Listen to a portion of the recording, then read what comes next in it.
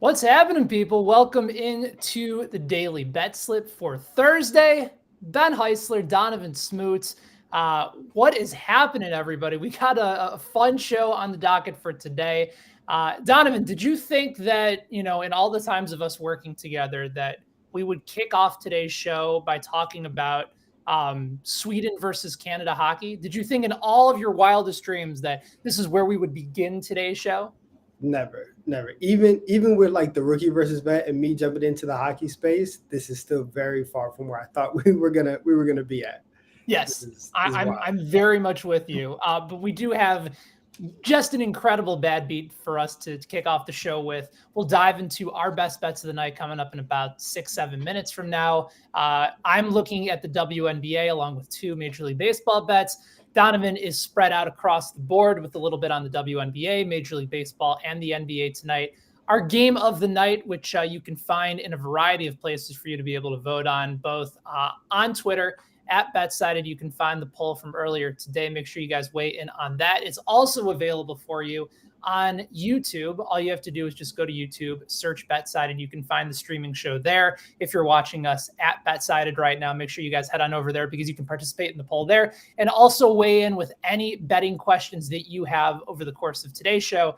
Donovan and I are happy to dive in, go over them. If you have questions about life advice, Donovan has always been the king of asking he helped me out when I thought I had a bat in my house from a couple weeks ago. So whether it's betting, whether it's life itself, we are certainly here to help you out whatever way we can. And then, of course, we'll dive into the game of the night between the Mavs and the Warriors, get into some of those details coming up in a little bit as well. But I think this is it's almost too funny to see what happened today. It's the Hockey World Championships. This took place earlier this morning. Sweden and Canada, two dynamite powerhouses in the world of hockey. They're going at it today. Sweden's up 3-0, 3-0. I've been focused on the upcoming Champions League, Donovan, so all of a sudden nil is in my head. But they're up 3-0 on Canada. They're going into the third. Canada comes all the way back. And I saw plenty of folks on Twitter today that could not believe their bad beat because they jumped on Sweden. A lot of big bets today actually came in on Sweden and watched it just completely go straight to hell. Canada scores 3 goals. They force overtime. And then our guy, Ian McMillan's old neighbor, which is just unbelievable to me that Canada's a pretty big country, even though it may feel a little bit small. Drake Batherson scores on a power play, and it's 4-3 Canada. They win the game. First of all, I'm sure if you had the under in that one too, that's a bad beat. But especially if you had a Sweden ticket, you just have to be wondering, what did I do to deserve this? Yeah, the biggest thing, even aside from that, the biggest thing is that this is such movie-like in the fact that this is Ian's old neighbor. It could have been anybody in the world, and somehow our resident Canadian knows the guy who scored the game-winning goal. That's insane. That's the real story here. Yes. Oh, I think without question. I'm looking over our Slack channel right now and says Drake Batherson from the next town over from my hometown. And not only that, but this guy who scored the game-winning goal dated his best friend's sister. Pride of Annapolis Valley. That's pretty remarkable. Listen, the world is small. It's a small place, I guess, where Ian's from, Nova Scotia, Halifax, I think. I think it's Halifax, right? I think Halifax is in Nova Scotia. Okay, cool. Yeah, so whatever the small town that Ian's in, they're just hockey breeders. This is what they do. So it's very crazy. Very crazy. Congrats. It's like an SNL sketch a little bit. Yes, it's SNL meets Miracle. Yeah, that's the dynamic combination that is. So congrats to all the fine folks over in that area. What was it? The Annapolis Valley. That's all celebrating big today. We actually surprised Ian. We were the one that broke the news to him, and then we got that incredible nugget. So congrats to the pride of Annapolis Valley. Congrats to Drake Batherson. Congrats to Canada, and pour one out for anybody that had any sort of betting ticket on Sweden today. That one, I would imagine, will hurt. But the good news is, if you had a Sweden ticket, or if you had a Canada ticket, you still have plenty of opportunities to dive in on some games of the night. Before we dive into our best bets, Donovan, let's go to our guy, Cody Wells. He submitted this one. We always like to ask you guys where you're betting today. And before we get into Cody, shout out to our guy, Cody Wells, because not only did he submit a best bet on the show yesterday, but it hit in the middle of the show. I'm trying to remember who he had. It was a home run bet. It might have been Francisco Lindor. That's who it was, to go yard, and he had it at plus 475.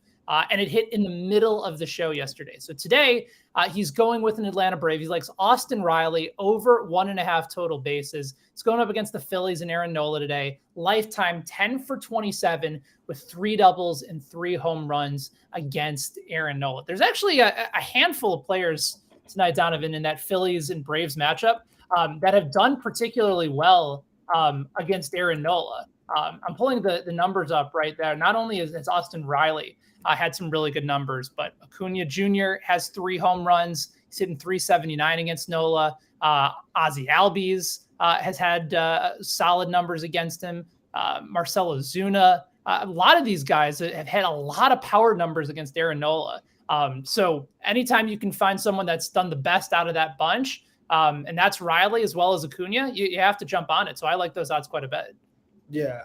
And listen, whenever we talk about like betting baseball, there's 162 games, right? There's so many games, so much variance. Anytime that you can get anything at plus money, why not? You know, like why not take that chance on a random Thursday in May to try, and get some action on some plus money. So I like to play as well. Yeah. Austin Riley over 1.5 total bases at plus 130. And again, back-to-back days where our guy Cody is coming in with plus odds. Yes, with plus odds on a matchup for today. So certainly love the opportunity there. All right, let's dive into our best bets. You have 3 on the board. I have 3. We both are going after the WNBA. For anybody that's checked us out over at BetSided, I've had a lot of fun going through this with Donovan over the last handful of weeks. We started our best WNBA bets of the day. We've been bringing them here on Daily Betslip and on Bet and Breakfast as well. It's a great league that if you haven't had a chance to watch yet, you should be. But it's almost even more fun to bet on the WNBA because a lot of the sportsbooks just aren't paying the same kind of attention to it as they are with the NBA in the playoffs right now. So you have an opportunity to really get in on a good number if you jump on board early. And we try to get those articles out to you in the early portion of the day. So we both have action on the one game of the night. It's the Dallas Wings taking on the Connecticut Sun for the second time in 3 days at Mohegan Sun Arena in Connecticut. But we have 2 different plays on the game, not necessarily going against each other, but 2 that you can make together. So I'm debating, Donovan, if we should go ahead and parlay this together. But tell me where you're headed for this matchup for tonight. Yeah, so you actually made this play because this game happened 2 days ago. The Wings and the Sun played 2 days ago. The line was basically the same. It's moved like half a point. But I'm going to make the play that you made, which is Wings +8 against the Sun tonight. So the point that you made on what would that be on Tuesday? That the Sun are they're bum slayers, and I completely agree. They've beaten the Liberty, they've beaten the Sparks, and then they've beaten the Fever twice. All 3 of those teams are towards the bottom of the league. But I think 2 things. One, Dallas has come out this season, and they are actually like a very competent team, right? Arike Gumbawale and the whole squad over there, they are playing really, really well. I just need to see more than 6 games to actually trust them to take them on the money line to upset the best team in the league last year, the Connecticut Sun. And so the Sun they're at home. I still think that they are a good team. I know that they've been bum slayers, so that's why I'm not gonna lay the 8 points with them. I'm gonna take 8 with Dallas. But I think that if Dallas is actually serious this year, this is going to be a game where even if they don't win, but they're competitive, this is going to be a really, really good barometer game for them. And so I think that Dallas actually does have a little bit in them to keep it close today. I'm with you. And again, that was the side that you mentioned that I was on Tuesday. My only concern, and if I had to take a side, I would go with you. I still think this line is a bit too inflated in favor of Connecticut. But I'm going to go in a slightly different direction. And let me know what you think about this. I'm instead going to focus on the over which is only at 159 in this game tonight. And part of the reason is that this was a low-scoring game the last time these two teams played, and you have pretty good offenses. And I feel like once these teams have an opportunity to battle again, you're going to see something a little bit different. You're going to see teams make some more adjustments. For Connecticut, they played way too slow. This is a team that likes to push the pace a little bit. They played solid defense against Dallas, and they've needed to, right? Because Dallas has scored just under 90 points per game on average over their last 3 games. But I like the over here just to see Connecticut make some adjustments. And they have some really good players on their team. Like John Cole Jones is outstanding. He was an MVP a season ago. They're still 3rd in points per 100 possessions this year. They're going to make the necessary changes, I think, against Dallas, which I also wrote about over at BetSided today, that for a team that's been as good as Dallas, they're still tied for 8th on the board for futures to win the WNBA championship at 40-1. Like, there's a ton of value right now on Dallas. And I know that some of the metrics indicate that they should probably be, middle of the pack, but that's good enough to contend for the postseason. And like you mentioned, Agumbawale is having an awesome year. They have 2 players that are shooting lights out from 3-point range. Maloney, I think, is shooting like 48%. I can't figure out why Connecticut is this much of a favorite here. It just doesn't feel like it's adding up to me unless we believe that there's going to be some adjustments made by Connecticut. And so even though I think Dallas can keep it close, I feel more confident going with the over, knowing that these are 2 high-scoring teams at their core. So I think you're going to see a very opposite type of game that you saw on Tuesday. Yeah, and I think everything that you're saying makes sense. And you've taken the over a lot this year. I have, yeah. And it's working out. So right now, overs are hitting at 56% out of the, I think 23 total games that have been played so far this year. The overs have been cashing in. So I think what we're seeing is a lot of times these lines just, we might see an adjustment later on in the year, but to start, these lines are getting undervalued a little bit. So I'm all with you on this play. Well, and the Aces are one of those teams that's kind of destroying a lot of these projections because Becky Hammon has come in and they have pushed pace. They are scoring rapidly. They just have a team right now that is so dynamic offensively, and they're also guarding a little bit too. But part of the reason that the overs have been hitting a lot for the Aces is that they play really good defense and then they kind of step off a little bit in the 4th quarter. But Jackie Young's averaging over 19 a game. Aja Wilson has just under 16 to go along with 9.3 boards. They're just so dominant right now from all aspects. It's almost an auto bet right now, especially with the Aces at home, to take the over. I think one time I took them on the road, and that was the game against Washington. And Washington's defense has been awesome. Like, you saw what they did to Ryan Howard the other day. For game, she came in leading the WNBA in scoring. So something to consider as well. Washington, another team that's getting disrespected in the odds over in WNBA futures as well. Let's transition to baseball. You got to play. I have 2, so I'll go to you for your first. I'll double up on mine, and then I'll head back to you for your final best bet of the night. So tell me who you like in Major League Baseball tonight. We're going to go with Adam Wainwright, under 4.5 strikeouts. It's a plus money prop, plus 108. So I'm going with this because, he's only cleared this line in 1 out of his last 5 starts. He started off the season very, very hot. He cleared this easily in his first 3 starts. He's kind of come back down to earth a little bit. And one of the reasons why I really am fading him is because he's played and he's pitched against a bunch of teams who are in the bottom third in terms of strikeouts, right? He's pitched against Pittsburgh, against Arizona, against Cincinnati. And in those games, and those have been within the 5 starts. And even in those games, he's not racking up these strikeouts. And so Milwaukee is a team that's also in the bottom third of strikeouts that you would think that Wainwright could go out and rack up 6, 7, maybe even 8 strikeouts in a night. Yeah. It just hasn't been happening. And so even though that they're at home, they have the division leading Brewers coming in tonight. I just don't think that I can trust him when he hasn't proven himself to be a strikeout king over these last 5 starts. And so that's why And I mentioned earlier, anything that's plus money, especially in baseball, I really, really like, and that's where I like to target. So I think that you have a little bit of value here, and so that's why I'm taking the under. Wainwright is a fascinating case study because he's 40 years old and he's still at the point where he can go out and give you a ton of innings. The strikeouts, you're right, they've been down over the last handful of games. And so you look at a number like 4.5, and it feels fairly reasonable to get to just because he's going deep into games. But a large part of that, and we've actually seen this from a lot of guys this year, they're throwing more ground balls so that they can go a little bit longer in the game. A lot of these strikeout pitchers, third time through the order, batters are seeing the ball a little bit better, especially as the weather's starting to get warmer too. With somebody like Wainwright, he doesn't need to strike out a lot of guys to be effective. He's been changing speeds, changing levels really, really well so far. That, yeah, it's an interesting aspect, especially against a good Brewers team. So I can get behind that play quite a bit. I really like it. Yeah, and the thing is, and like you said, like the only thing that concerns me about it is the fact that he's going deep into these starts, right? So he's pitched 7 innings twice in his last 3 starts. He's pitched 6 innings in his last 4. Like that's the only thing that would concern me, just because obviously like you're out there, you have the opportunity to get that kind of volume. But if you haven't shown that like this is going to be your game for the entire season, I think we can take this chance at 4.5.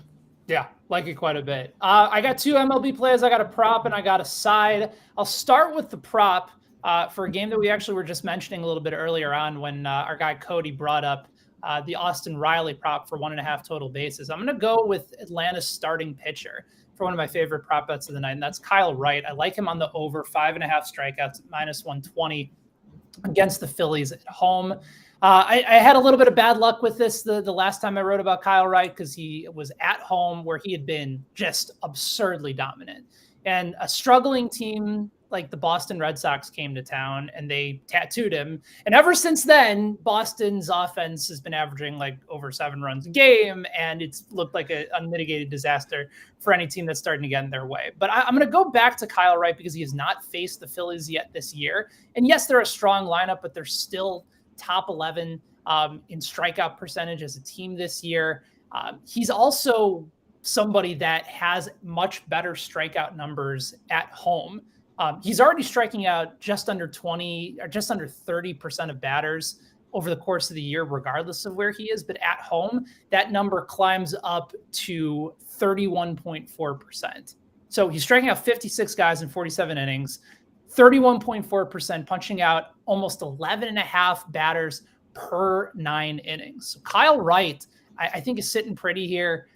Great spot at home, division rivalry game. And for a team that hasn't had a chance to see him or adjust to him, even though it's a good Phillies lineup, I give the advantage to the pitcher here, and I'm going to go over on a strikeout prop. Okay. I can get with that. Okay. What's the next one? Next one I got is a side, which, you know how sometimes we'll write over at BetSided the It's a Trap series, like which is the game that odds makers are kind of throwing a wrench into that might be the most deceiving. I got to tell you, man, the Red Sox are in Chicago tonight to play the White Sox. And when this game opened, and our Joe Summers did a really good job writing about this the other day. But when the lines first opened, we couldn't believe it. Initially the White Sox were favored in this game. And I think common sense has started to prevail because Dallas Keuchel is pitching for the White Sox. He's bad, Donovan. Like there's no other way to kind of put it. Like he's not good at baseball anymore. He once was, but he no longer is that guy. His ERA is around 6.60. He gets battered when it comes to balls being hard hit. He's been a little bit better in not giving up as many home runs. But what's crazy about Keuchel this year is this guy used to be like a downhill sinker ball, ground ball pitcher. That was great with command, but right now he's like walking more than 5.5 guys per 9 innings. Like he doesn't know where the ball is going. And when you have a dangerous lineup that mashes left-handed bats like the Red Sox do, it's not going to go well for him. And on the other side, Michael Wacha's going for the Boston Red Sox. He's 3-0, ERA less than 2. Done a great job this year of fixing one of his big issues, which is keeping the ball in the park. I don't know what the odds maker saw in this game that would have indicated that somebody like Keuchel should have been the favorite, but they've at least made the adjustment to make Boston a slight favorite now. And yes, it's on the road and the White Sox are starting to get a little bit better, but man, this line just makes no sense to me. So I feel like I'm walking right into a trap because it almost feels like it's too obvious to take Boston here. I don't know. I don't think so. Like, so every morning whenever we go and, we're looking at props and I go through a list of props to see which ones I like for the day. If Keuchel's pitching that day, routinely, his strikeout number is the lowest of every pitcher. It's like on 2.5 for 3.5. Yeah. Nothing. Yeah. And so everybody understands like what the game is with Keuchel. So I think sometimes you just have to test it, right? Like even if it is a trap, you just have to, dip your toe in there, try to see if they're actually doing, because if it's not a trap, then you just walk into, a potential gold mine. Right. But here's the thing. I feel like I've kind of worked my way around the trap, because even though I would bet the Red Sox to win the game outright, instead I'm going to do the first 5 and go with the starters here, where Wacha is a decisively better starter than Keuchel. So even if the Red Sox bullpen blows it, my bet is still relatively safe. So it's -120. But again, I think it's worth it because the far better pitcher is going for Boston against the far worse pitcher in Chicago. So give me Red Sox first 5 money line on the road at Chicago tonight. And then watch, Michael Wacha just get torched. And I wondered what I was thinking in the first place. That's how it goes. That's how it goes. That's what makes it fun. All right. What about in the NBA? I know we're going to dive into the game of the night coming up in about 15 minutes or so. But do give me one other play that you certainly have your eye on. Yeah. So I took this prop in game 4. It did not hit for me, but I'm going right back to it. Kevon Looney over 7.5 points, -115. So he's cleared this line in every game except for game 4. And listen, game 4, he played 10 less minutes than what he usually does. He's normally around like the 30 minutes. He played close to, 20-ish in game 4, and that's because the Warriors were getting blown out by 26. And for a moment, it looked like, Steve Kerr had put in the bench and everybody thought that it was just going to be, that kind of game. And then the bench comes back in and does what they do. But for Dallas to have any type of success defensively, and what they've been doing is, if Steph Curry is coming off a pick or any kind of action, they're doubling him, right? And so what Golden State has done for years now, and what they continue to do now, is if you're going to trap Steph on the pick and roll, we're gonna have Looney or whoever is the screener, short roll, give him the ball, and he's going to go make a play. A lot of times Looney is either the roll man, or once you get into that 4-on-3 situation, Looney's the second pass, and so now he's the one getting the easy basket. He's gotten to the free throw line 7 times in the last 2 games, so he's going to have an opportunity to get a couple easy points. I think that Golden State, wants to have a lot of ball movement, and so even if Steph is getting trapped, he's not going to force tonight. Tonight is going to be about making the right play, getting the best shot, make sure that they get every opportunity possible to close out Dallas. So I think this is going to be a complete team win for Golden State, and Kevon is going to have a solid game. Looney's an interesting player here because it was hard to sometimes tell how many minutes he was going to get. And the play for me for a long time over the course of the postseason was fading his rebounding prop, because it was always set absurdly high.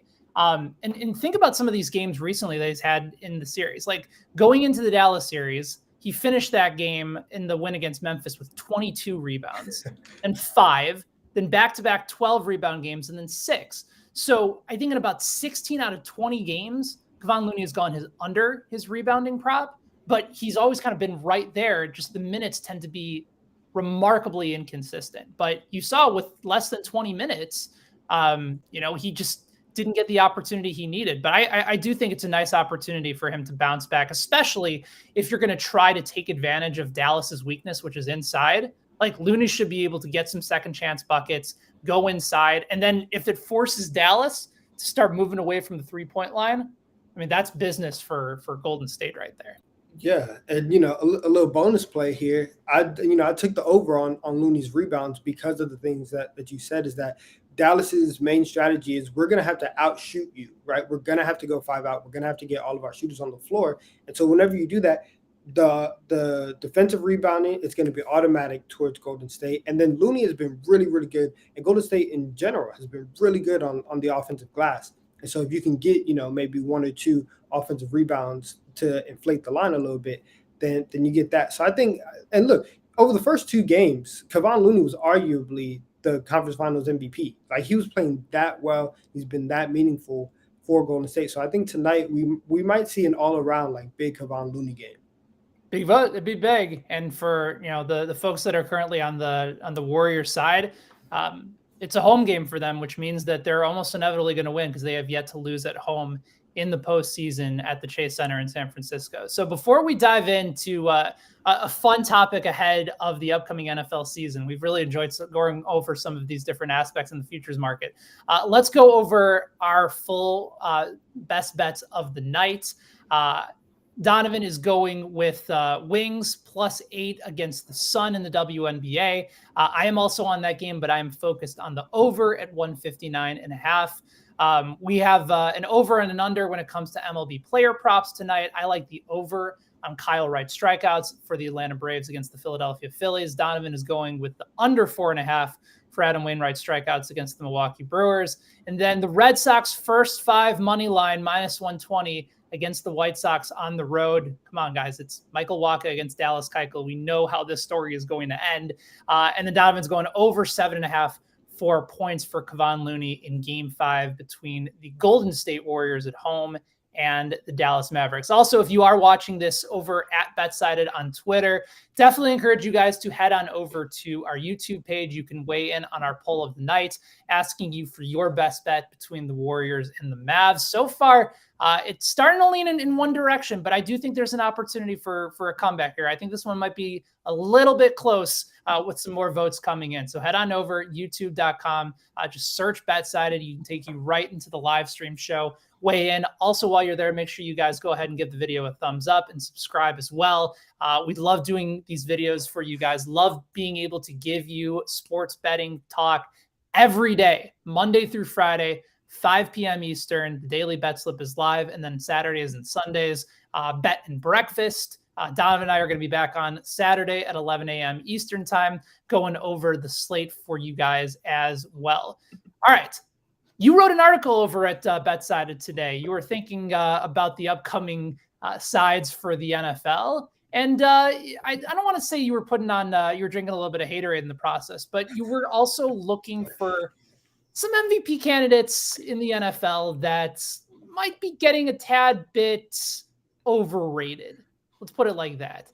There are 3 candidates on the board that you wrote about today, ranging from one who might be a fairly known favorite to a couple that might be a tad bit outside the box. But all of these are fairly well-known names that I think many folks are considering as legitimate MVP cases, but you are saying stay away. Let's start with pick number 1. Who's the guy on the board that we should absolutely stay away from?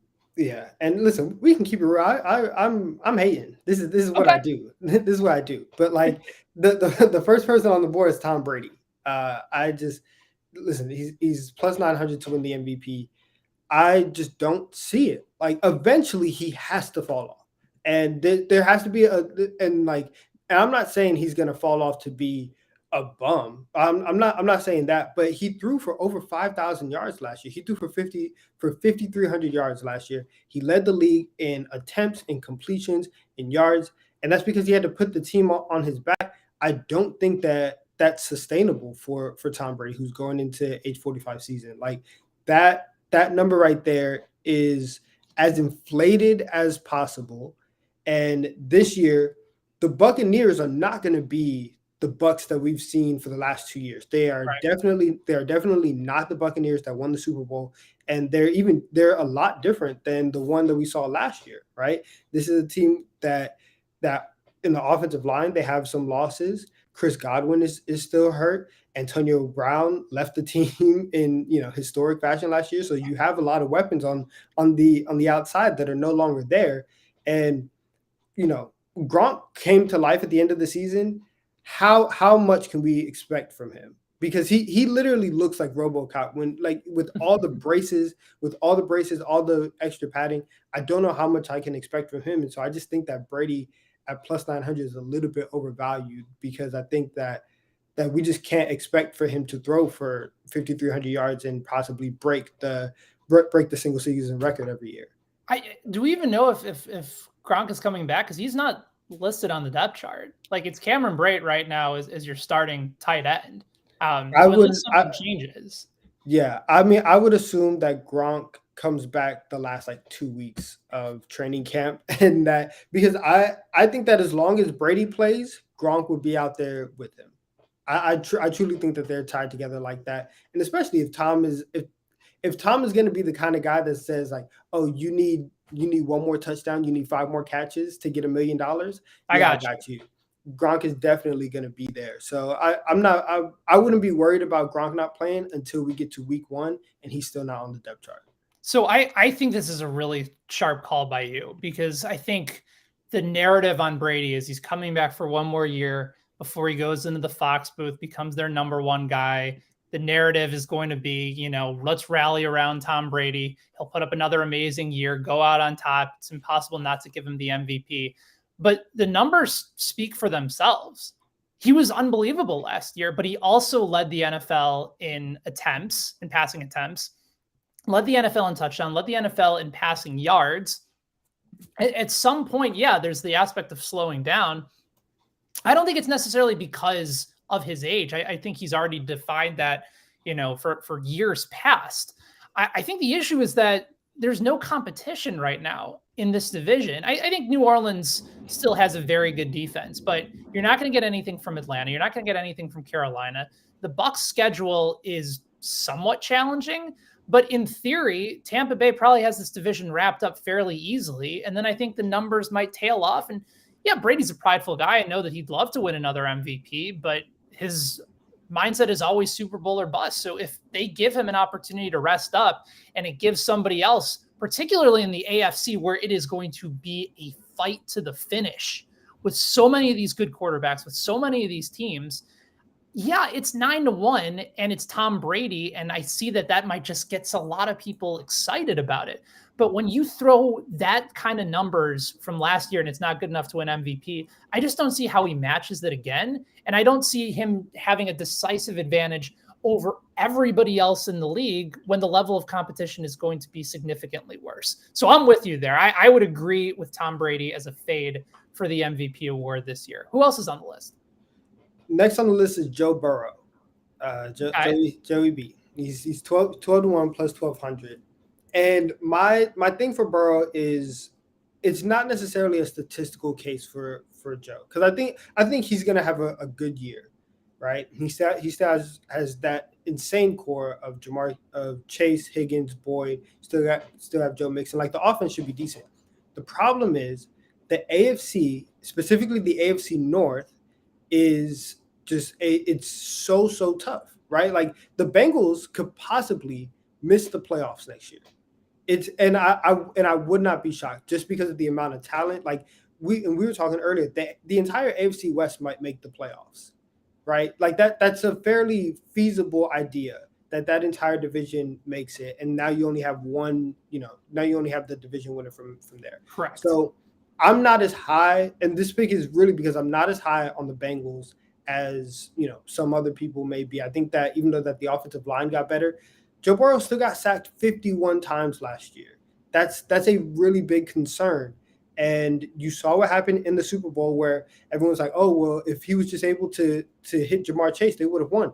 That's the problem. He wasn't able to hit Jamar Chase because the offensive line has been an issue. They went 10-7 last year. The Ravens, who were at the bottom of the division, were only 2 games out, and they had injuries all across the board. So I think that with the healthy Baltimore, the Ravens might challenge Cincinnati. I think that the Browns, I expect Deshaun Watson to be suspended, and so we'll see how their season goes. But I think that if he's there for a majority of the season, they have a very good chance to be at the top of that division. I've said before, I think Pittsburgh is getting a little bit slept on. So I think Joe Burrow is going to have to do too much, and that there's too many variables to look at him right now and think of him as a solid bet for MVP. I think you're right with regards to the AFC. It's an absolute battle. We talked about the AFC West teams, and yeah, it's going to eliminate a lot of teams in the process. Pittsburgh still has a very good defense. I don't know if this will be the year for the first time in Mike Tomlin's history that we might see them have a losing record. They finished at 500 before, but now you can't have that with a 17-game schedule unless there's a tie or something along the way. It's almost impossible for it to happen. Which they did last year. You're right. Exactly. Right? It's just impossible for Mike Tomlin to do that. He's going to find a way to go 8-1 if he has to. So yes, I mean, that's very interesting. But the other thing too is that part of the issue was Cincinnati's defense improved substantially throughout the year, but there are also a lot of aspects for the Bengals that would lead to think that there could be some regression, right? Like they were a fairly healthy team for a lot of the year. Defensively, they made some adjustments, but they still have some serious issues in their secondary as well. You mentioned the offensive line should be better in theory, but it's also another year of mileage for a lot of those guys as well as for Mixon. So, I think it's going to be an improved division. Certainly the Ravens as a team, I think are going to be back this year. There's too many smart guys in that organization, and Lamar being healthy, I think makes a substantial difference there. Obviously if Burrow is chucking downfield the way that he had been, especially down the second half of last year and getting them to the point where they were, then it becomes a different conversation. But where he is right now on the odds board, he has the same odds as Justin Herbert. To me, it's a much clearer play on Herbert than somebody like Burrow for me. Easily. And we've tried to, there's two things I want to say. One, the Bengals have the third hardest schedule going into next year. The only teams that have a harder schedule are the LA Rams and the Arizona Cardinals. So that's one. Two, and this is where the hate comes in, is that we've tried to make Joe Burrow a top 5 quarterback already. And I'm letting y'all know, please pump the brakes, because he's not there yet. And so when you talk about I'd rather take Justin Herbert, I'm taking Justin Herbert in a landslide, just on every facet, whether it's who's the better bet or who do I want to lead my team. There's a lot of better options out there than Joe Burrow. And so I think that we should pump the brakes a little bit on every front in terms of Burrow. Okay, so we got Joe Burrow on the list at 12-1. We got Tom Brady, the actual GOAT, at 9-1 for 2 MVP candidates to fade. There's one more on the list. And this one we might have a little bit of disagreement about, but go ahead and make your case for the chef now making his first season with the Denver Broncos. Yeah, so I'm gonna fade Sierra's husband. I think that Russell Wilson he doesn't even get a name. He's just Sierra's husband. No, I think Russell Wilson. You should stay away from any MVP ticket that just stay away. I said this at the beginning of last year when everyone was saying, their offense might look different. They have a new OC. They're going to be more, Dinky Doug, a little bit more spread out. We're not just going to see him throw bombs down the field. But we haven't seen a solid Russell Wilson over an extended period of time since the Bills game in 2020. Up until that point, he was the leader for MVP. He was throwing crazy amount of touchdowns. It was like 4 touchdowns every game. And the MVP was his to lose. Since then, the league has caught up to him. He's been hurt. And now he's going to a situation where he's arguably, I mentioned the AFC North earlier, but the AFC West is one of the 2 hardest divisions in football now. So that's one. He also has worse weapons in Denver than he did in Seattle. I like DK Metcalf and Tyler Lockett are much better than Jerry Jeudy, who recently got arrested, and Cortland Sutton. And they also let go of Noah Fant. So who he's going to be throwing to in Denver, I'm not too sure. And again, we have not seen a solid Russell Wilson for a year and a half. And on top of that, the thing with Russell has always been, if you can just get in protection, Seattle's offensive line hasn't been the worst in the league for the last six years. Yet Wilson continues to take sacks year after year after year. He might spite himself in the process. I just think that there's too many questions. And I look at the Broncos and I see them, as for the Broncos as a whole, I see them more likely going 8-9 rather than 12-5 and making the playoffs. I think that this is a very high risk, high reward, very volatile situation that you have in Denver. And I'm not too sure about what we have left with Russell Wilson. So yeah, I'm going to fade him at 15-1. Okay. All right. Very compelling points. And there's a lot to be able to consider for that. But let me throw a few others your way with Russ. Yeah, the numbers haven't been great from the middle of 2020 through 2021, but I saw this stat from Ian Hartitz over at Pro Football Focus. For the most combined passing and rushing touchdowns over the last 3 seasons, where would you think Russell Wilson ranks amongst the best quarterbacks in the NFL right now? Combined? I would say top 6. Yeah, he's top 5. Rodgers, Allen, Brady, and Mahomes have more combined passing and rushing touchdowns than Russell Wilson. So he's still in that upper echelon as far as scoring touchdowns in the NFL. We also saw some encouraging numbers in the final games of the season. Now, you can make the argument that a lot of those teams weren't great, but he had a 2-touchdown game against the San Francisco 49ers. They went to the postseason. Ended up with 9 touchdowns and 1 interception in the final 3 games of the year for Seattle, and was incredibly efficient in those games as well. The Broncos also have a very easy schedule to start off. As the season gets on, it is going to get a little bit tougher for them. But the thing to consider is that if they do get off to a good start, then Russ is more likely to have more control of the offense, more opportunities to throw downfield the way that he wants to run the offense, maybe more opportunities to run. And the other thing is he's actually he's not reunited, but he's being put together with Nathaniel Hackett, who over the last 2 years has been the offensive coordinator for the NFL MVP and Aaron Rodgers.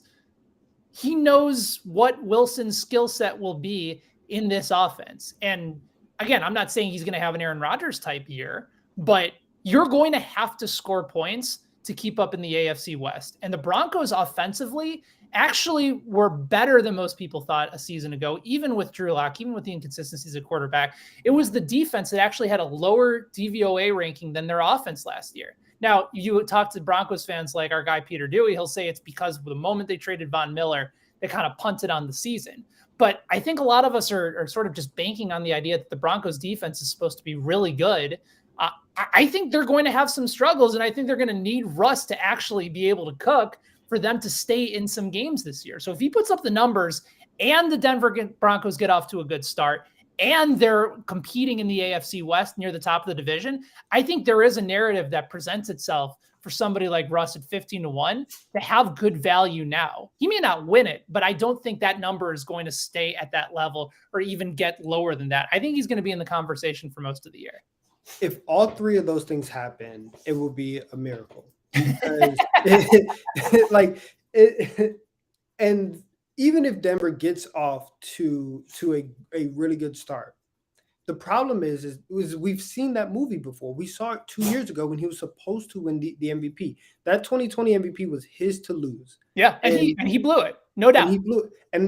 And I said this in the article, and you mentioned it, and it's my favorite line, and so I'm going to say it here. But we've let Russ cook for like 2 years now, and it's time to close the restaurant down. Right? It's time to just let it go. He has 2 good backs behind him in Melvin Gordon and Javonte Williams. I think that the strength of this offense is probably going to be based off of play action and getting those 2 guys going, right? And then letting Russ take those deep shots like he likes to. However, if your defense takes another step back, you will not be able to do play action all day, and you will have to come out and be pass first, which we've seen becomes a very predictable scheme for Russell Wilson. And when that happens, he's very easy to guard, and the numbers do not match up. So that's what I'm saying. I don't think that Wilson right now, especially in situations where he's been in better situations and has had better weapons and has not been able to get it done. I think that this might be his worst situation in about 3 or 4 years. And so I don't think that he's going to have the ability to get it done. I think we'll learn very quickly whether or not he's for real or not. Like if he's over the hill and Denver made a massive mistake, we'll know about it, I think, fairly quickly. I don't think he's going to slow down that at this level. I think he's pretty fired up to be in a new situation that's going to empower him at quarterback. And I do think that there is value there at 15-1. He's not the favorite, nor should he be, but I do think he's going to have to score a lot and carry the offense for quite a bit of time if they're going to make any sort of noise in the AFC West. And if they do, I think it becomes an easy portion of the conversation to say, all right, they're hanging in with the Chiefs. They're actually making some noise in this division. He deserves noteworthy conversation for MVP. But I'm with you on Brady at 9-1. I think that number is too high considering what he did last year. And then the other pick of I just blinked out for a second, of Joe Burrow at 12-1, especially in a year where we could see some regression for Cincinnati, is worth the conversation there. Always curious to hear what you guys have to say. If you want to read that article from Donnavan, make sure you guys check it out over at BetSided as well, fansided.com/BetSided for 3 fades for NFL MVP. Let's head into our game of the night. Game 5, Mavericks and the Warriors, taking place at the Chase Center. The latest odds over at WynnBET Sportsbook have the Warriors as 6.5-point favorites. You can get Dallas on the money line right now at +260. Golden State -320 on the money line, with the total slightly down from where it opened, now at 215. With even action on both sides. So I'm going to kick things off to you first, because I know that your best bet of the night for this game is actually on the side. So go ahead and let me know where you're heading with this game, and I'll weigh in with the prop in just a little bit. Yeah, so I'm going to take the Warriors on the spread. So I think that this game is going to be very, very, very clear cut. Right, Dallas's only option and their only way of winning any game in this series is by jacking up as many threes as possible. And we've seen that in the one game that they won, they shot 46.5% from three. Right. In the 3 games that they've lost, they shoot 32.6% from three. So we will know by the end of the first quarter what kind of game this is going to be. And if they come out and they shoot 4 of 18 in the first quarter, and Golden State is able to get up 10-12 in the first quarter, you can wipe your hands. The game is going to be done. But that's really what it is. Like Luka has gotten whatever he's wanted. And as good as we want to praise Andrew Wiggins, Luka's just at that level where even if you make him work, you're like, oh yeah, we did a really good job. Then you look up and he has 37, 7, and 7. You're like, oh man, I guess we didn't do anything. We're going to see if Reggie Bullock and Maxi Kleber want to come out and actually play basketball tonight, or if they want to, just get some cardio in. I want to see what Jalen Brunson does, but we're going to find out very, very early if Dallas is going to be able to shoot. I don't think they will be able to. We've seen several times that on the road, this Dallas team and their role players do not show up. So I think that Golden State twice has been in a situation where it's time to close out the series, and they haven't been able to. They had their, that 50-point loss to Memphis in game 5, I think. Yeah, it was game 5. Of last series. They let that one get away. They came back the next game. They were on it. They'll do the same thing tonight. They need as much rest as possible to get ready for the finals. I'm with you on Golden State as well. It feels like they've figured out what to do with Dallas, and you knew that they weren't 100% there in game 4, and understandably so. It was an entire situation that it's hard to be able to wrap your head around sometimes. And the Warriors have those tendencies to just kind of throw out a garbage game in the middle of a series when they should just have and take the opportunity to stomp on that other team's throat. They're the better team here. And you're right. Are you going to just truly rely on Dallas to make some of these threes? There's a possibility that the Miami Heat last night, made 7 3-pointers out of 42 attempts. There's a scenario in which the Mavericks might be worse than that if Golden State is on their game defensively. That's the Warriors are an elite level defense. The Celtics finish with the best defensive rating in the league, but don't count out Golden State as a very good defensive team. And I know that the over has hit quite a bit in this series, but if I had to take a side or a total, I would prefer the under at 215, because I do think Golden State is going to come out incredibly aggressive on the defensive side of the ball. And you're right. The last couple games, it's been close at halftime, and then the Warriors in game 3 storm back against them to be able to put the game away. Game 4 obviously was dead from the very beginning. But this is going to be, I think, more of a defensive game. Like I could see this end up being like a 100 to 90 game by the time things are said and done. So if I had to take a side there, I'd probably go on the under. But where I'm going for my favorite bet in this game is a prop, and I really love the opportunity for Draymond Green to clear his over on assists. And WinBet's doing us a nice little solid, Donovan. Most books have it at 6.5, but WinBet went ahead and put it at 6 for tonight at -125. I think back about that game that you just mentioned when the Warriors were taking on the Grizzlies, Game 5. Everybody just played terribly. They lost 95 to 134. But then in Game 6, back at home, Draymond went off. Like a lot of people would say, like, well, who's the tone-setting player for Golden State? Is it Steph? Is it Clay? I've always made the contention that it's Draymond Green, even though from an offensive level, he's not going to be the guy that's going to lead you in points. That's just not what he does. But he sets the tone. And in that game, he had 14 points, he had 15 boards and 8 assists.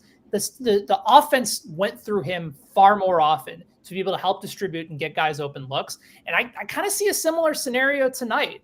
His assists have gone up in every game of the series. He's averaged 6.3 assists at home. That's over the projected number.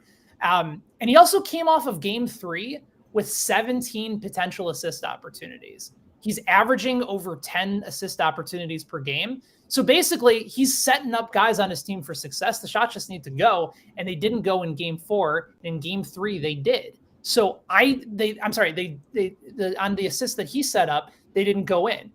I think he's going to be on pace, especially if Golden State shoots the ball well. The opportunities are there for Green, and I think 6 is just too low of a number in a decisive game where he is going to have to set the tone from that point in distributing the basketball. So I love the over for Draymond tonight, especially in an opportunity to close out the series and go back to the NBA Finals. Yeah, I think that the Warriors, especially seeing the way that the Celtics Heat series is playing out, they know what's on the other side. And right now, and we had a discussion early this morning where I was saying that I think that the Heat still have a chance, but right now it's looking like Boston's going to be there. Yeah. Regardless of who comes out, Golden State is looking on the other side and saying we need to be 100% rested. And so I'm with you. I think that everybody comes out and plays like a really, really good game today, that they're on top of their stuff. And Draymond is the number one person. I think Draymond and Clay are the two barometers in terms of like early action, who's setting the tone. Those two guys are the ones who are like, okay, if they're on, the rest of the team can focus. And so I like the over 6 assists for Draymond. All right, before we get into where the community is decided, I'm going to put you on the spot for a second because we're doing the show Saturday, Bet and Breakfast, 11 a.m. Eastern. By the way, don't make sure you guys are here tomorrow as well, as Reed and Donovan are going to be on for Daily Betslip at 5 p.m.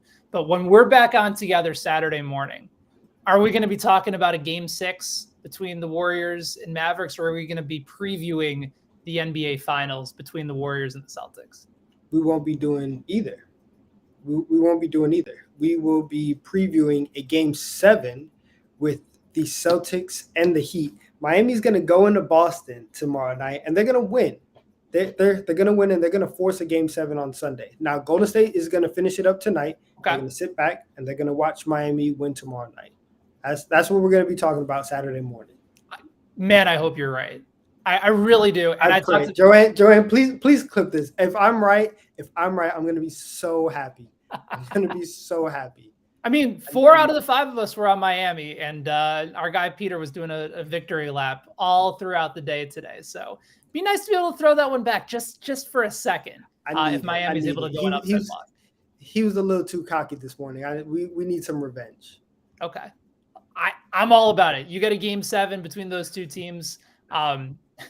It hasn't been good offensive basketball, but maybe a little bit of rest, maybe a little bit of R&R. Maybe they figure something out. I trust Spo to at least keep it closer than maybe most anticipate. I will definitely be on the Heat side in Game 6. I don't know if they're going to win, but I do think they're going to cover. I think they're going to surprise some people along the way. Donovan, the community has spoken, and they are on board with your bet on the Golden State Warriors. So the community and the and all of us are on the same page, which is always appreciated. So no need to add on another bet onto the bet slip tonight. Do we know the percentage of our bets tonight for Warriors? I think it was somewhere in the lines of like 50-something%. I'll go ahead and check the Twitter poll. Yeah, 57.9% on Twitter went with Golden State tonight. And that's the play. The second one got Mavericks +7.